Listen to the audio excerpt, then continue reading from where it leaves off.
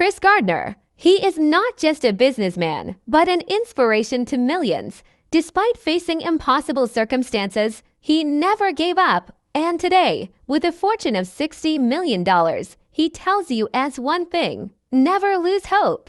Chris Gardner never knew his father. He grew up with his mother and alcoholic stepfather, who often abused both him and his mother. One day, his mother couldn't take it anymore and attempted to kill his stepfather.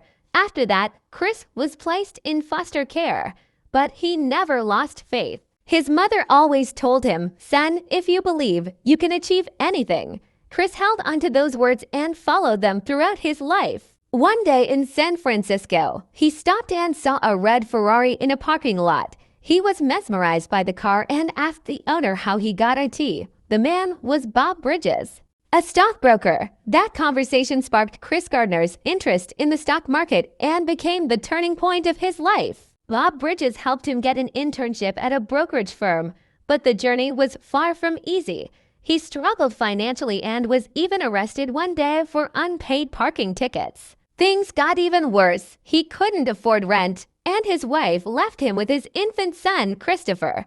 He ended up homeless. They slept in train stations, parks, and churches, and relied on soup kitchens for food. But there was only one thing on Gardner's mind: never give up. Despite all these struggles, Gardner never quit. He completed his internship and finally landed a full-time job. This was his golden opportunity. In 1987, he founded his own firm, Gardner and Rich. Now, he wasn't just working for himself. He was working to inspire and uplift others. In 2006, his incredible life story was adapted into the movie, The Pursuit of Happiness, starring Will Smith. The film deeply moved millions. Today, at 64, Gardner travels the world sharing his story. He helps the homeless and fights against domestic violence. And he sums up his life in one powerful sentence: "If my childhood had defined my destiny, I would have become a monster. But I listened to my mother's voice. I walked toward the light, not the darkness." If this story touched your heart, don't forget to like and subscribe. Stay tuned for more inspiring stories.